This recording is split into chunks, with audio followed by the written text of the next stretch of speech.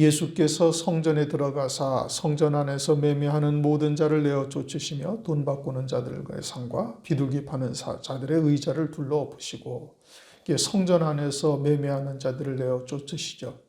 성전을 정결하게 하시는 겁니다. 이것이 예수님이 예루살렘 성에 들어가셔서 제일 처음 먼저 하신 일이에요.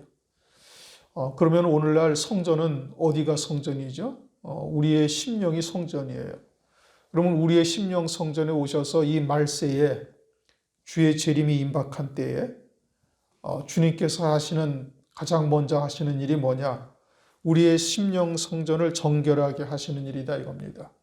성전 안에서 매매하는 자, 또 돈 바꾸는 자, 비둘기 파는 자들의 의자를 둘러 엎으시는 거예요.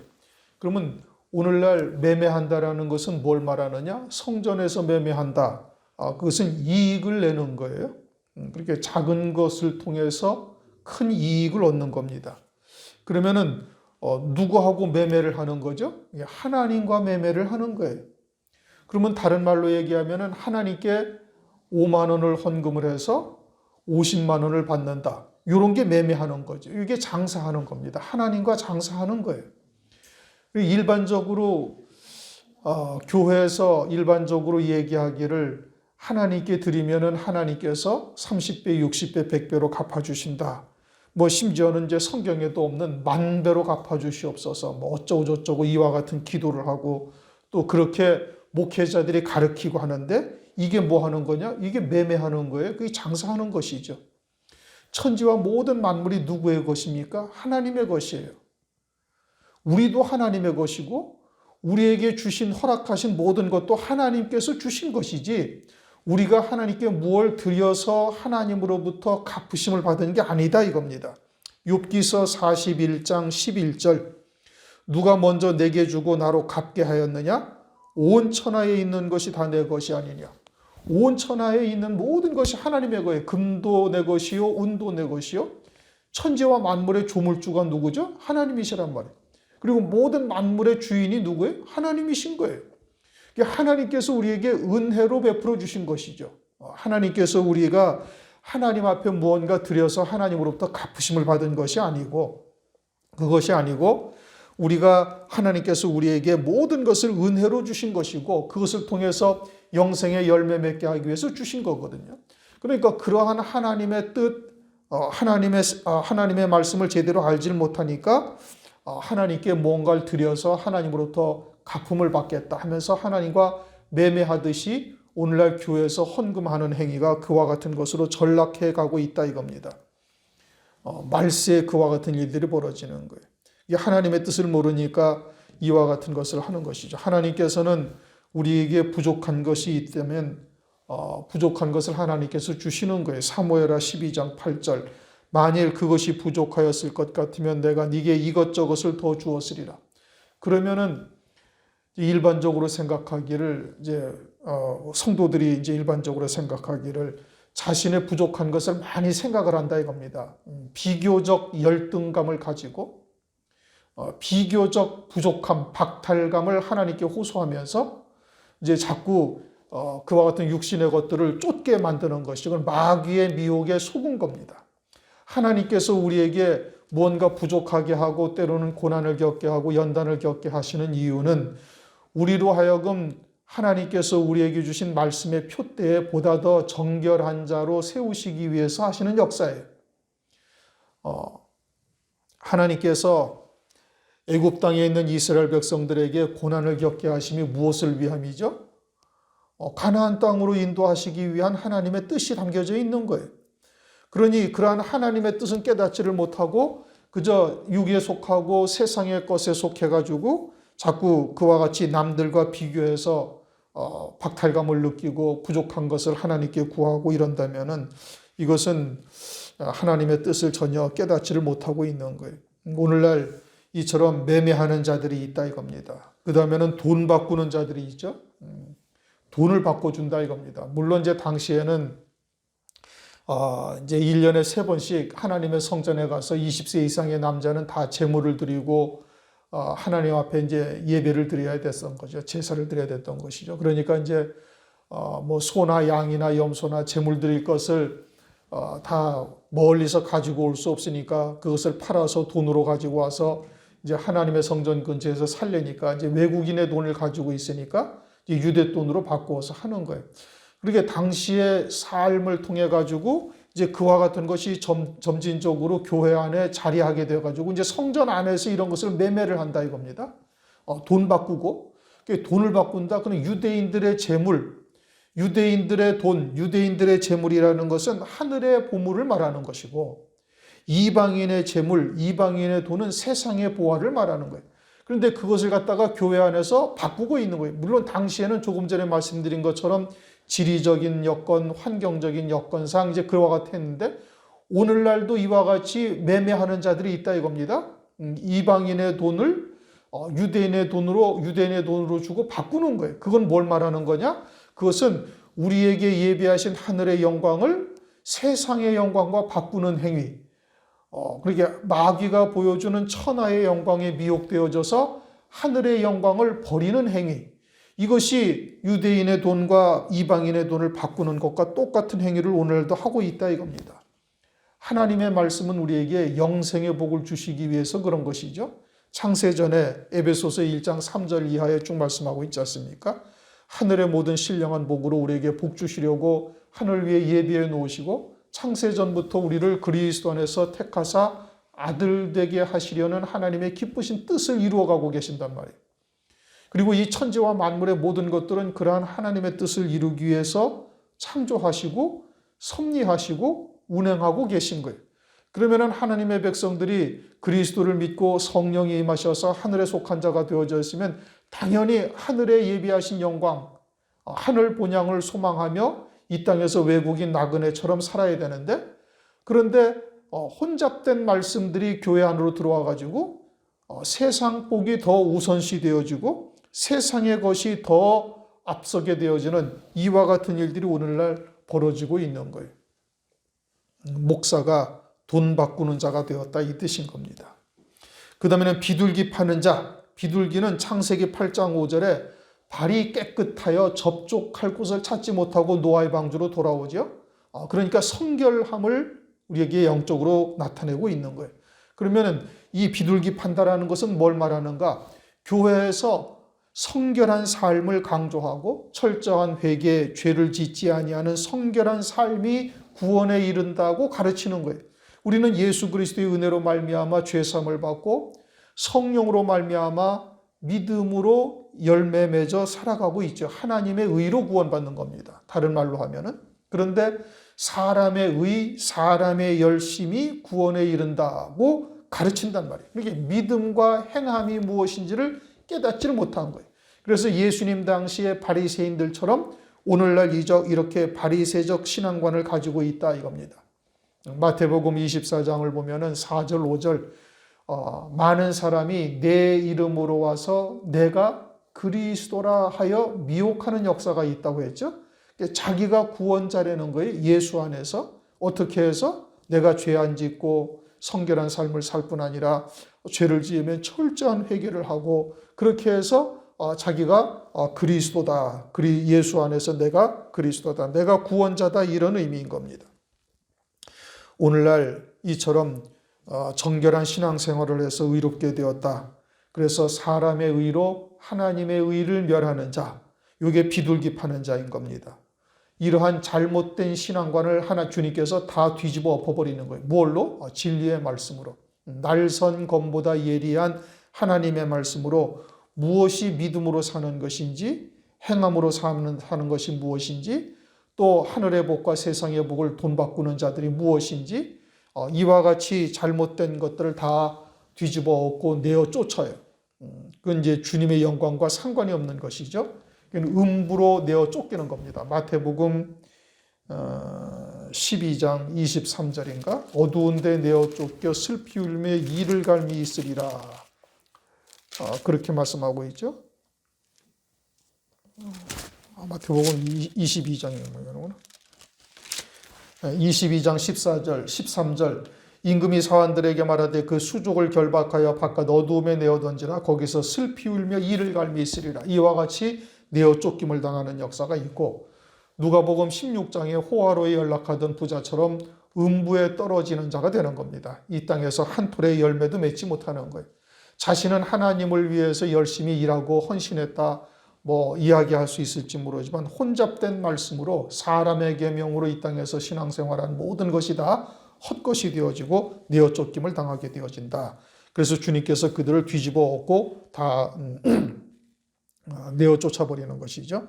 둘러보시고 내어 쫓고 내어 쫓는 겁니다. 13절 저희에게 이르시되 내 집은 기록된 바 내 집은 기도하는 집이다. 내 집은 기도하는 집이다. 이렇게 지금 말씀하시죠. 이것은 이제 이사야 56장 7절에 그렇게 기록이 되어 있습니다. 내 집은 만민이 기도하는 집이다. 그러면 기도라는 것이 뭐냐? 하나님의 집이 기도하는 집이다라는 것이 기도의 본질이 뭐냐? 기도의 본질은 욥기서 42장 4절 내가 말하겠사오니 주여 들으시고 내가 묻겠사오니 주여 내게 알게 하옵소서. 그러게 기도의 본질은 하나님께 묻고 하나님의 뜻이 무엇인지를 깨닫는 것이 기도의 본질이에요. 그러면 그렇게 기도의 본질, 하나님의 뜻이 무엇인지를 깨닫기 위해서는 먼저 그리스도인으로서 그리스도의 이름으로 세례받은 자, 거듭난 자가 되어야 되는 거예요. 왜요? 성경에 기록한 하나님의 말씀은 하나님 나라에 관한 말씀이지 문자대로 세상에 관한 말씀이 아니기 때문에 거듭난 자여야만 하나님의 말씀에 온전하신 뜻이 무엇인지를 깨달을 수가 있다 이겁니다. 그러니까 마태복음 6장 6절 너는 기도할 때에 어디로 들어가라? 네 골방에 들어가 문을 닫고 은밀한 중에 계시는 네 아버지께 기도하라. 이거 이제 우리가 2번이나 상고를 했어요. 골방이라는 것이 뭐냐? 네 골방이 뭐냐? 기도는 네 골방이, 그러니까 기도는 뭐라고요? 하나님의 뜻이 무엇인지를 아는 거예요. 그런데 기도는 어디 가서 하라고? 네 골방에 들어가라. 나만의 골방이 있어야 되는 것이고 그 나만의 골방이라는 것은 이제 성전에서의 골방. 오늘날은 이제 심령 성전인데 이것은 구약의 성전을 통해서 우리에게 알게 하시는 거예요. 열왕기상 6장 5절이나 에스겔서 41장 6절을 보면 솔로몬 성전 또 에스겔서에 있는 장차 천년 왕국에 지어질 성전에 골방이 있어요. 그 골방이 어디에 있느냐? 이게 성전 외벽과 내벽 사이에 중간에 그 골방이 쫙 있는 거예요. 그러면은 그 골방을 통해서 이제는 그 성전이 어디에? 우리의 심령 성전이 성전이고 그럼 우리의 심령 성전에서의 그 골방 외부에서 보기에는 하나님께 속한 하나님의 성전 안에 있는 것이고 성소 안에서 보면은 아직 성소 안에 들어와 있지 아니한 바깥쪽에 있는 것이 되는 아주 묘한 자리에 이 골방의 위치가 딱 있단 말이에요. 그러면 그와 같이 자신의 골방, 영적인 골방이 그럼 뭘 의미하는가? 그것은 우리가 육체를 입어서 아직은 성소에 들어갈 수는 없는 존재이지만 영적으로는 하나님께 속한 하나님의 영, 그리스도의 영, 하나님의 생명이 내 안에 있으니 이 그리스도의 영, 하나님의 생명으로 하나님 앞에 나와서 기도하는 자가 되어진다. 그게 바로 영적인 골방에 들어간 자가 되는 것이죠. 그리고서는 어떻게 하라고요? 문을 닫고 기도하려는 거예요. 문을 닫는다라는 것은 요한복음 10장 7절에 내가 양의 문이다. 말씀이 육신을 입고 오신 주님이 양의 문이라. 우리들의 문이다 이겁니다. 그러니까 말씀의 문을 닫고 기도하려는 거예요. 그러니까 하나님의 말씀 안에서 교제하려는 거예요. 다시 말하면 우리가 거듭난 자여 새 피조물이 되어져서 하나님의 말씀 안에서 하나님과 기도하게 되어지면 교제하게 되어지면은 이게 온전한 기도고 요 기도만이 하나님께서 받으시는 기도예요. 너는 기도할 때 네 골방에 들어가 문을 닫고 기도하라. 그렇게 되어지면은 욥기서 42장 4절 말씀처럼 주여 내가 주께 묻겠사오니 주께서 내게 알게 하옵소서, 응답하시옵소서. 하나님의 뜻이 무엇인지를 우리로 하여금 깨닫게 한단 말이에요. 어떻게 해서? 성령, 하나님의 깊은 것까지 통달하시는 성령이 우리 안에 내주하셔서 성령께서 하나님의 뜻을 알게 하신다 이거죠. 그렇게 기도하는 집이 되어야 되는데 그것이 기도하는 집이죠. 교회란 말씀입니다. 그런데 너희는 강도의 구려를 만들었도다. 강도라는 것은 어거지로 빼앗는 자가 강도죠. 안 주겠다는 것을 억지로 빼앗는 거예요. 그러니까 교회 안에서 그냥 주실 때까지 끝까지 부여잡고 기도하고 마치 하나님으로부터 이미 다 응답받은 것처럼 마음속에 그리면서 기도하라고 그러고, 그래도 안 되면은 뭐 소나무 뿌리를 뭐 2개씩 뽑든지 어떻게 하든지 그렇게 기도하라고 이야기해서 떼거지 쓰는 자들의 소굴이 됐다 이겁니다. 하나님께서는 그것이 우리에게 허락되어지면은 우리의 영적으로 더 피폐해지고 세상으로 나갈 것 같으니까 응답지 아니하는 것인데, 그런데 그것을 어거지로 하나님께 기도해서 빼앗듯이 그렇게 강도의 구렬로 하나님께서 만드셨다. 하나님께서 지금 보시기에 그러하다. 이런 의미인 것이죠. 오늘날 교회가 이러한 모습으로 하나님께 지금 비춰지고 있을 것을 주님께서 미리 말씀하고 있는 것이죠. 이 성전을 정결하게 하시는 장면은 요한복음 2장에도 등장을 합니다. 근데 요한복음 2장에서는 14절 이하에 쭉 말씀을 하시는데, 장사하는 집으로 만들지 말라 그렇게 말씀하셨어요. 그런데 마태복음 21장 13절에는 강도의 구렬이 된 거예요. 시간이 지날수록 점점 더 악해지고 있다 이 뜻인 겁니다. 그러면은 주의 초림의 때 이와 같은 말씀을 하셨으니 이제 재림이 가까운 오늘날 교회들의 모습이 어떠할 것인가, 이제 이것을 우리에게 지금 말씀해 주시고 있는 것이죠. 그러면서 14절 소경과 전원자들이 성전에서 예수께 나오며 고쳐주시니,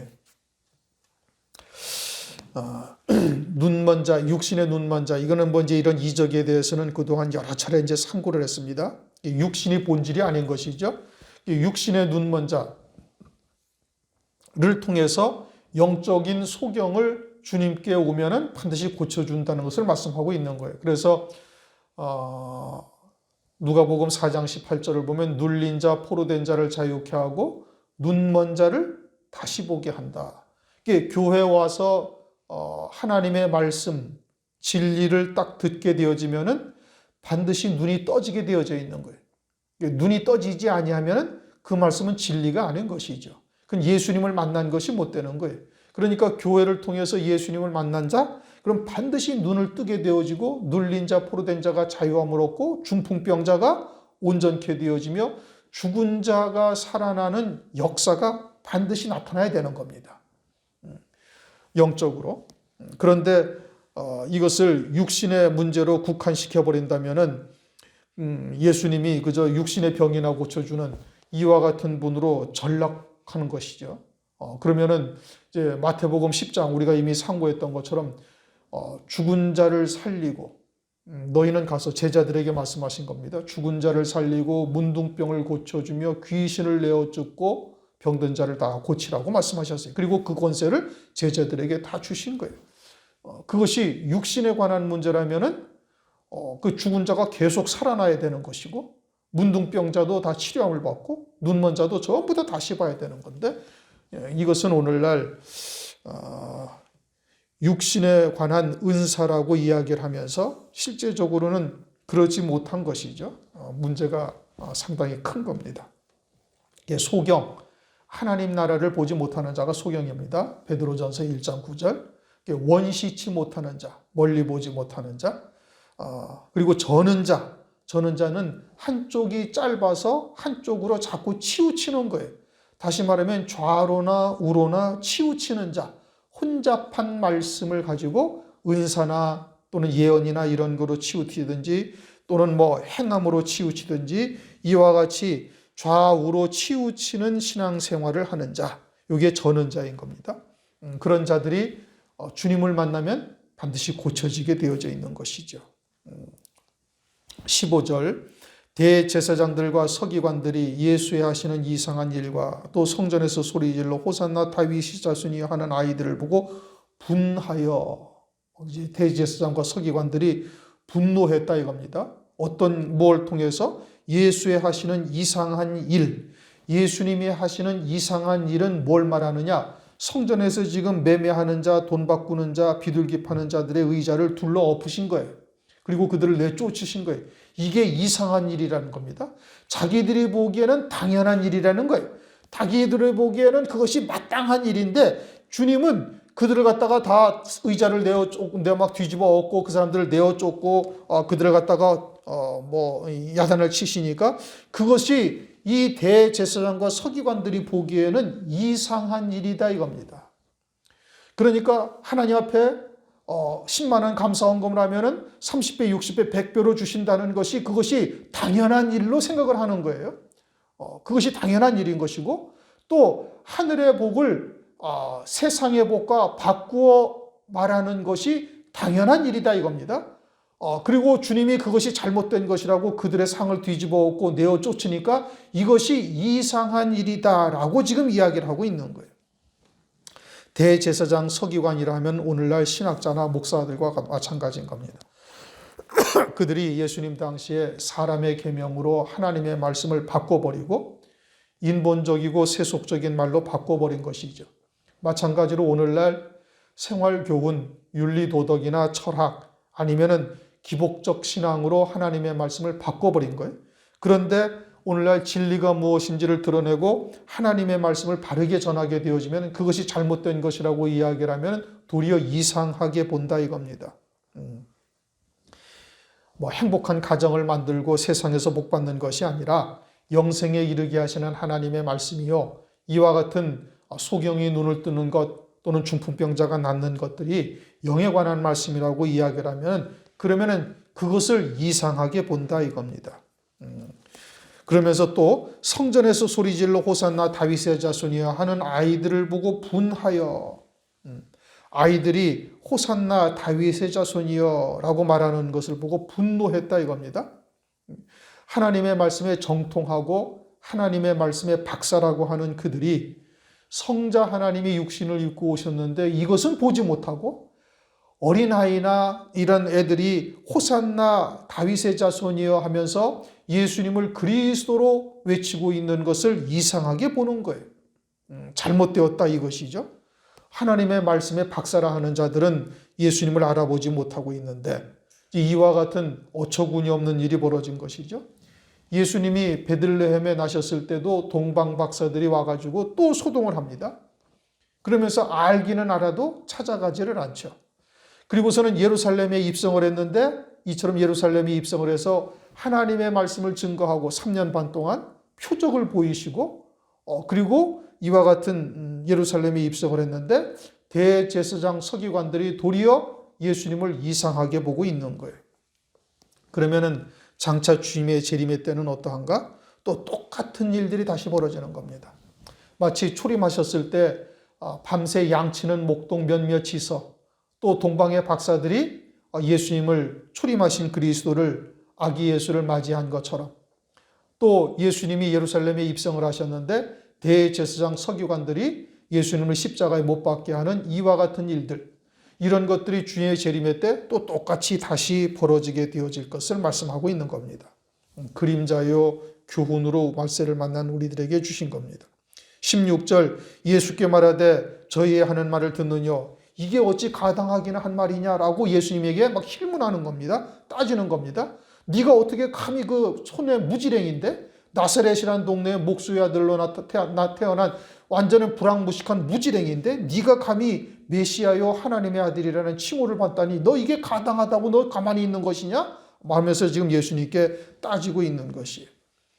하나님이 이 땅에 오셨는데 하나님의 말씀에 박사라 하는 자들은 전혀 알아보지를 못하는 겁니다. 그러자 주님께서 말씀하십니다. 그렇다 어린아기와 젖먹이들의 입에서 나오는 찬미를 온전케 하셨나이다 함을 너희가 읽어본 일이 없느냐. 이건 시편 8편 2절에 있는 말씀인 겁니다.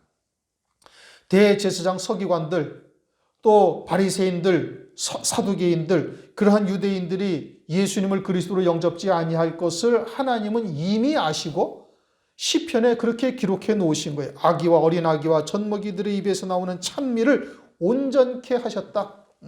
그와 같은 하나님의 말씀이 응하게 됐음을 이제 예수님께서 지금 말씀하고 있는 것이죠.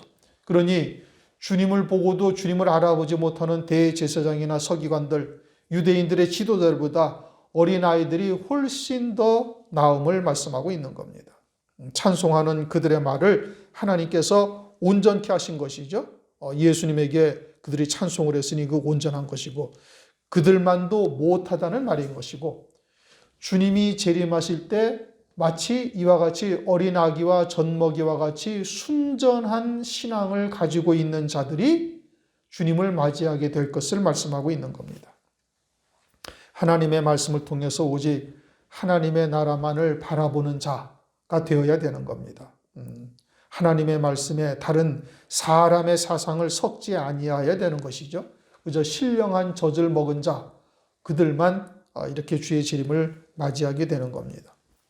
마태복음 12장을 보면은 니느웨 사람이 유대인을 심판하고 남방 여왕이 유대인들을 갖다가 심판하듯이 장차 이처럼 어린 아기들과 같은 신앙이 대제사장과 서기관들과 같은 자리에 현재 앉아 있는 자들을 심판하는 역사가 반드시 있게 되어질 것을 말씀하고 있는 겁니다.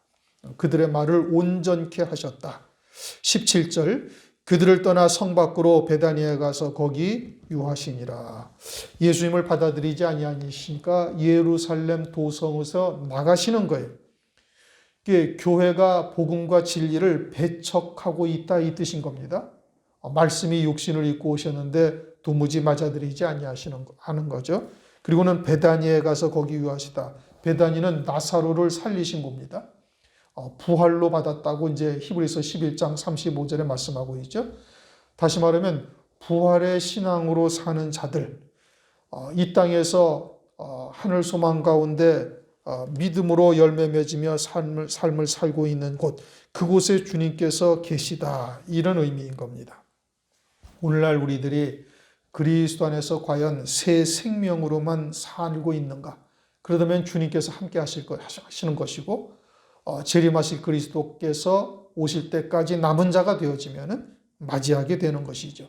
바리새인들은 대제사장과 서기관들은 돈 바꾸는 자, 장사하는 집, 강도의 구렬로서 이제 주님이 거기에 계시지 아니한 거예요. 다 내어 쫓고 주님이 나오시고 베다니와 같은 곳에 계시면서 이제 그들과 함께 계시고 그리고 이제 주의 재림의 때까지 그와 같은 신앙이 그대로 이어져서 그들이 재림하실 그리스도를 맞이하게 되어짐을 말씀하고 있는 겁니다.